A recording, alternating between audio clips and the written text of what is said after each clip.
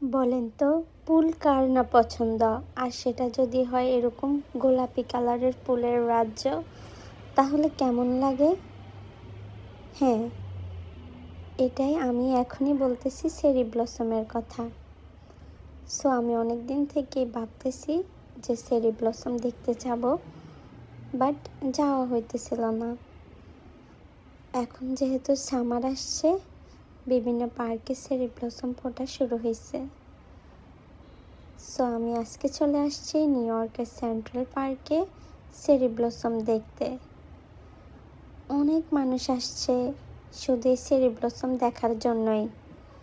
চারপাশের সৌন্দর্য এত মনোমুগ্ধকর, যা বলে বোঝানো যাবে না। অনেকেই তো আছে যে পুলের নিচে শুয়ে আছে, এরকম একটা অবস্থা। একটা মনোমুগ্ধকর পরিবেশ। আসলে ফোনের ভিডিও থেকেও সরাসরি দেখতে অনেক বেশি সুন্দর ছিল। সো আমি কিছু ভিডিও ক্যাপচার করতেছিলাম। আমার এই ফার্স্ট টাইম চেরি ব্লসম দেখা।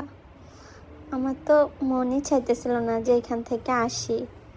আমি সারাদিন এখানেই স্টে করছিলাম। এত সুন্দর, এত মন জুড়ানো একটা ভিউ, যা বলে বোঝানো যাবে না। সারি সারি চেরি ব্লসমের গাছ, যেটা সত্যি মনোমুগ্ধকর ছিল।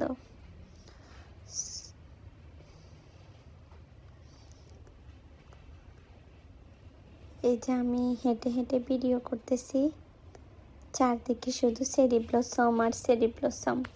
এটা আমার একটা ড্রিম ছিল যে আমি চেরি ব্লসম দেখতে যাব। আলহামদুলিল্লাহ, সেটা ফাইনালি পূর্ণ হয়েছে।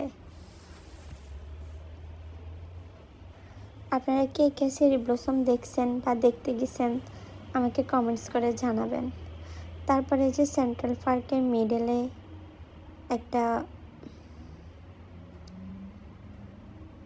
ছোট একটা পানির ফোয়ারা আছে। সো সবাই বাহিরে বসে আছে। ওয়েদারটা অনেক ভালো ছিল।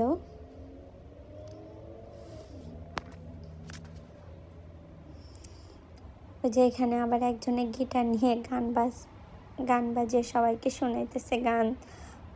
সবাই অনেক এনজয় করতেছে।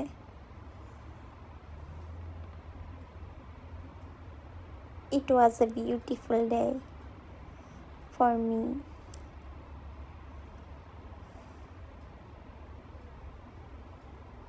সো এটা হচ্ছে নিউ ইয়র্কের ম্যানহাটনে সেন্ট্রাল পার্ক। এখানে দেখতেছেন যে পার্কগুলোতে এরকম পানির ব্যবস্থা থাকে, যারা তৃষ্ণার্ত ওরা এইভাবেই পানি খায়। এরকম পিছনে প্রেস করলে উপরে পানি আসে। সো এইভাবেই সবাই পানি খায়। তারপরে যে দেখতেছেন এখানে ঘোড়ার গাড়ি।